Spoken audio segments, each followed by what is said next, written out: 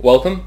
In this installment on power, I will be going into depth on how nature is itself power, but also represents to us what power can be and how we can formulate and interact with power as a structure, given that it is bestowed to us from nature. The scholars I'll be citing most predominantly here are Ralph Waldo Emerson, who was an American essayist in the 19th century and a transcendentalist, probably the leading one with Thoreau, and Johann Wolfgang von Goethe, who was a German philologist and in general polymath. And we can start perhaps, though, as is best and want on this channel, is through Spengler and his views, because Spengler also was an ardent admirer of both these men, but also of the implications on what nature was as a force and how techniques in general were created to counteract that force. And this comes from his work Man and Technics, which is rather illuminating, and I would strongly recommend that you do read it. For the free-moving life of the animal is struggle, and nothing but struggle, and it is the tactics of its living, its superiority or inferiority in face of the other, whether that other be animate or inanimate nature, which decides the history of this life, which settles whether its fate is to suffer the history of others or to be itself their history. Technics is the tactics of living. It is the inner form of which the procedure of conflict, the conflict that is identical with life itself, is the outward expression. He then goes on also to say, this battle is life. Life, indeed, in the Nietzschean sense, a grim, pitiless, no-quarter battle of the will to power. So using this concordant with how we would understand our existence as an animal, we can perceive how exactly our interactions with both one another always must come under what is the schema of nature, and how she has deigned us to have these requirements, and particularly around death. Death in general is the spectre pall looming above us with its tendrils reaching out and taking our loved ones from us as a consistent reminder of what macabre fate awaits us. So from this we can then understand why we have impetus and anima to compete and to achieve things, is because death, one of the lovely factors of our existence, as I say, bestowed to us by nature. So Jord in our Norse pagan history has constructed what is life and death as a cycle, and this cycle is what gives meaning and the ability to understand our own expiration. Also gives the humans an advantage not had or felt by other animals, who, as Spengler goes on to say, only knows life and certainly death in the moment of it coming to them. Spengler also has more to say on this, where he goes and says, the more solitary the being and the more resolute it is in its forming its own world against all other conjectures of worlds in the environment, the more definite and strong the cast of its soul. What is the opposite of the soul of a lion? The soul of a cow. For strength of individual soul, the herbivores substitute numbers, the herd, the common feeling and doing of masses.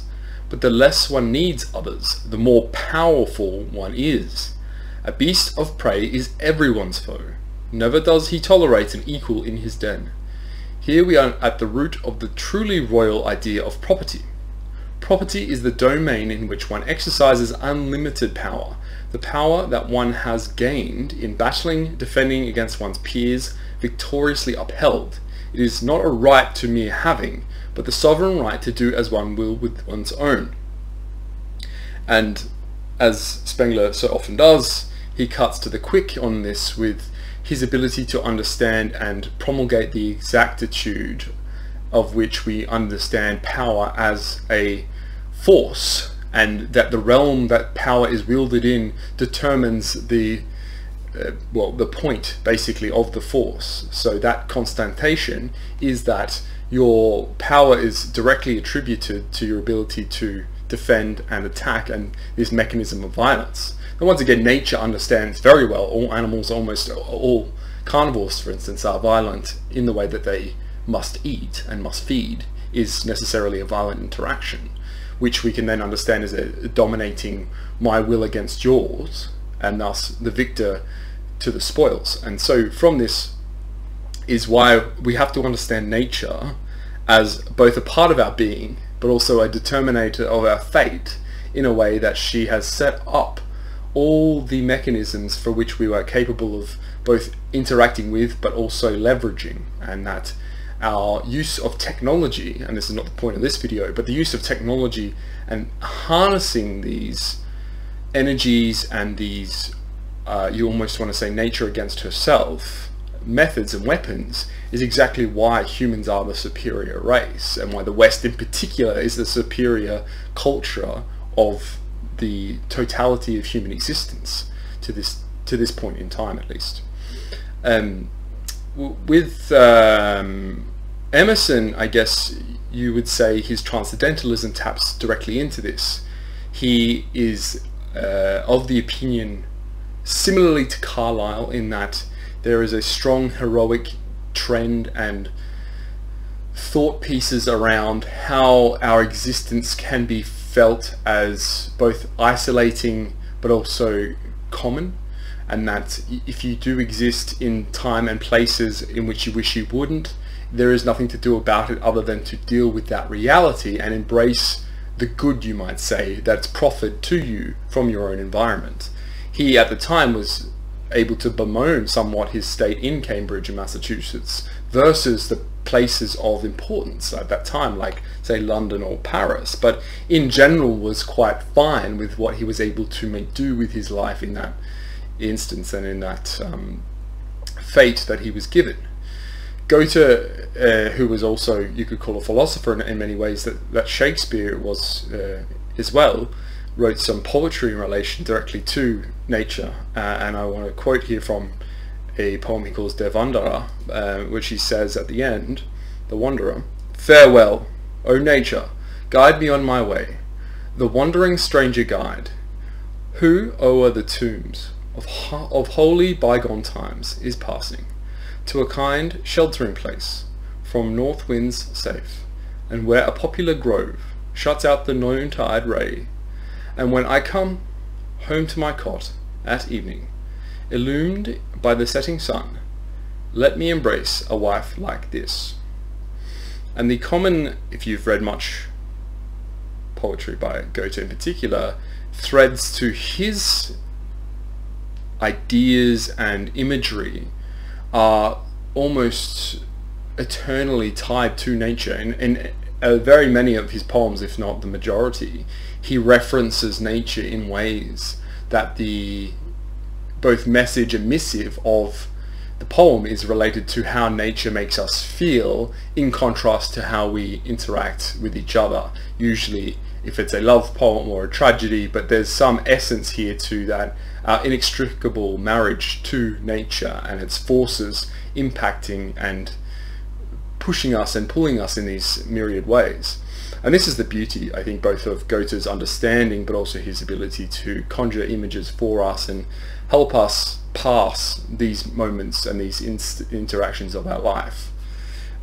He also goes on to say in his aphorisms that nature, we are surrounded by her and locked in her clasp, powerless to leave her and powerless to come closer to her. Unasked and unwarned, she takes us up in the whirl of her dance and hurries on with us till we are weary and fall from her arms. She has placed me in this world. She will also lead me out of it. I trust myself to her. She may do with me as she pleases. She will not hate her work. I did not speak of her. No. What is true and what is false, she has spoken it all. Everything is her fault. Everything is her merit.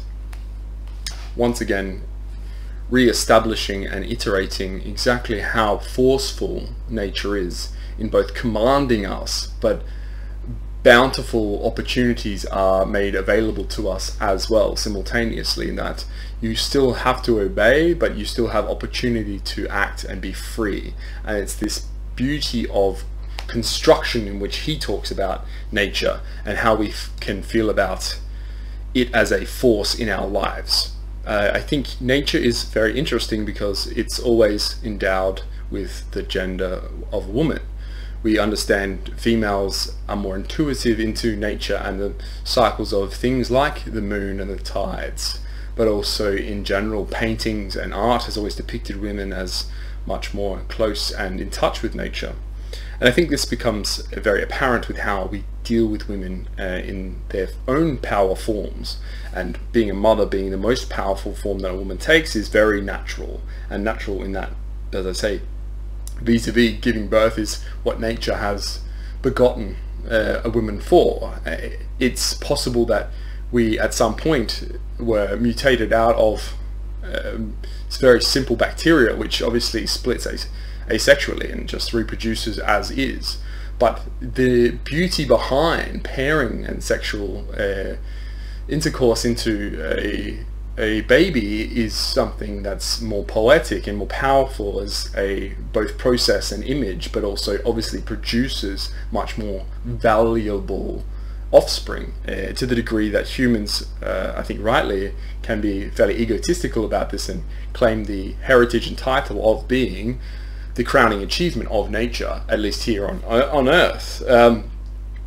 And as Spengler identified, there's then the biological significance of predator and prey. So the construction of the hierarchy, like a very natural reaction, gives power mechanisms directly to the fact that we are the apex predator. We have been able to tame every animal and put in zoos the other most ferocious beasts on our planet and out-survive things like a saber-toothed tiger or a woolly mammoth, who you would think on a one-on-one battle would always come up trumps.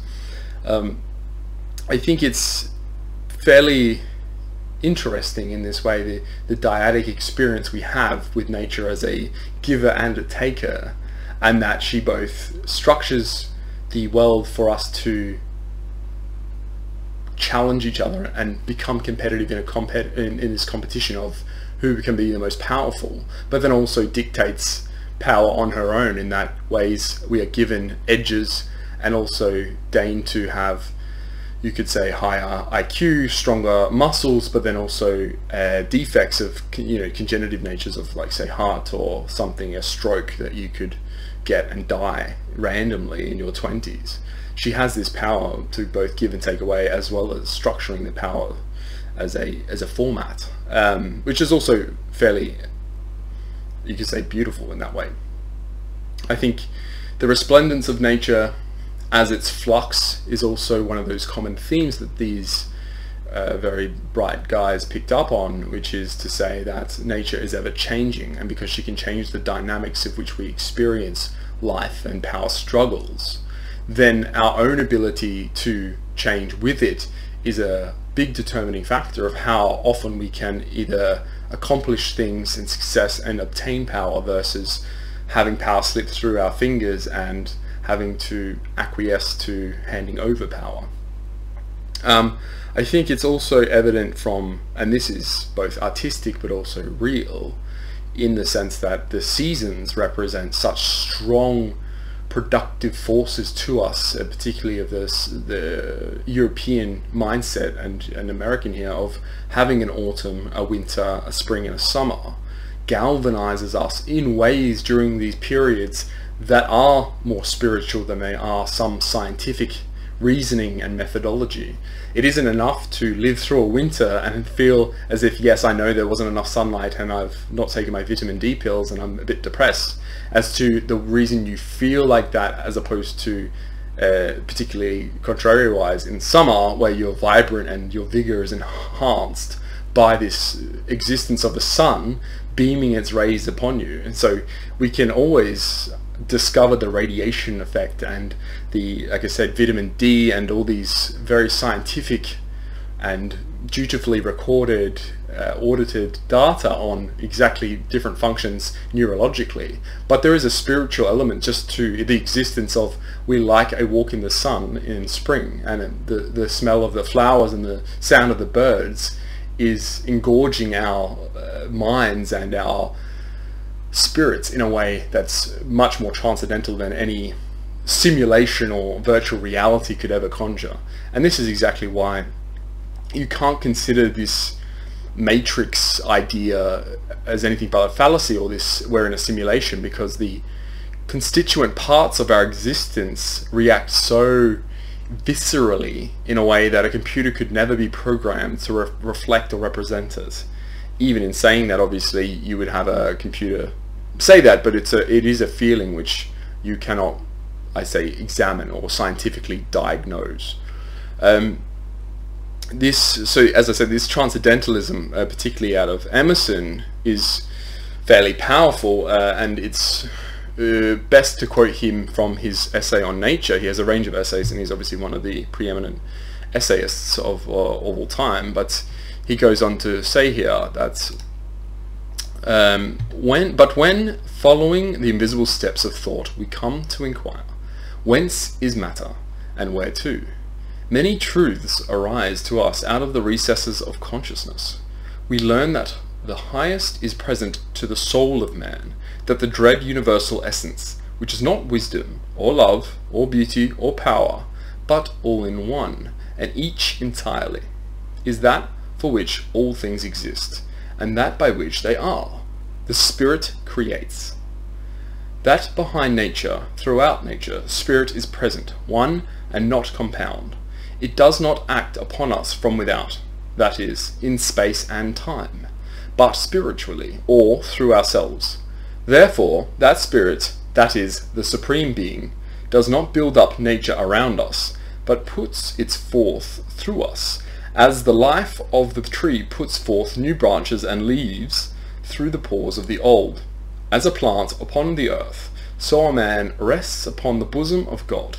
He is nourished by unfailing fountains and draws at his need inexhaustible power. Who can set bounds to the possibilities of man?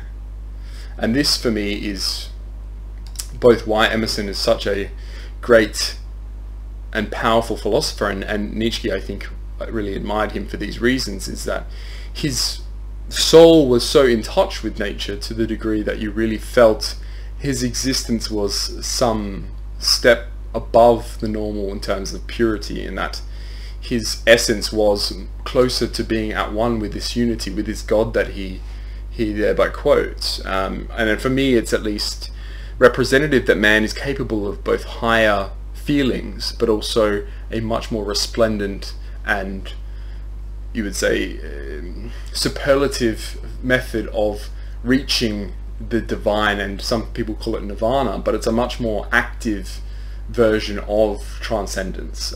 To me, these nirvana and Eastern esoteric wisdom philosophies always lack the action and the ability for the Faustian man to become them rather than sacrifice or surrender to them, as in the wise man is always living by his wants regardless of his philosophy, in the way that philosophy should just represent who you are. And if who you are is someone who is in touch with nature to this serene and supreme level, then that is the representation of both you yourself, your philosophy, and then your power and how you've derived the power inside of you. I think for the last kind of points that I wanted to make is around the creative force of power.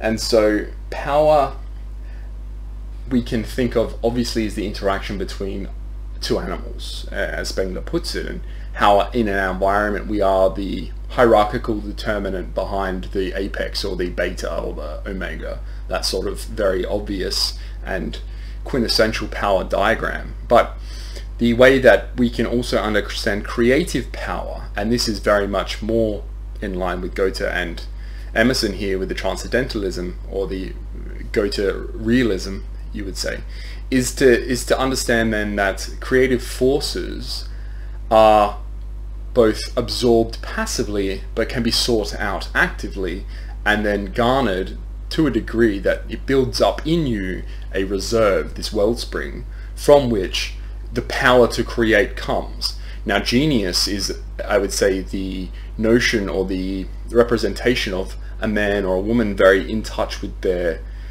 fishing rod to fish the fish of creativity, if that makes sense. So the better fisherman you are, the more genius you are, the more fish and the bigger and more delicious fish you can catch.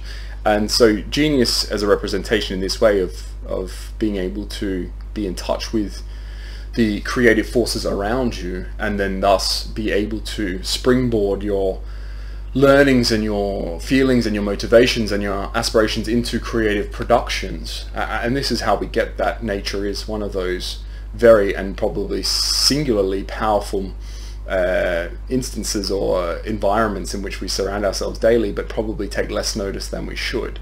If you are to be out in nature and feel exactly how it makes you feel in a way that you can describe, not a henid as in an unformed thought, but in an actuality, in this, I know in this instance I feel this way for these reasons, and this is what it makes you want to do. This is where you can get power. And for some men that's a creative power. It's around designing or writing or composing, but it can also be an energizing power that for men who are of more of action and of violence, that it engineers them towards understanding how and what their next move should be, and what exactly it is that nature is trying to tell them and show them by offering her bounty to them in that way, but also understanding themselves and what they're capable of. And so for me, it might be best to then just finalize here with a poem by Goethe on this. It's called An Artist's Evening Song. To have creation's inmost power resounding through my mind, a shape of things in vivid flower issues from my hand. My touch uncertain, stammering speech, but now resolved beget. I feel, I know you, in my reach, nature, I'll have you yet. Still, down the years my mind has shed some of its trammellings, where once all parched a heathland spread, flow now delightful springs. Nature, that thought, and then I long, truly to feel you near. Your thousand flutes I'll be among, your fountain I shall hear. Lift to the light you surely will all faculties of mine, out of this straitened life distill a sense defeating time.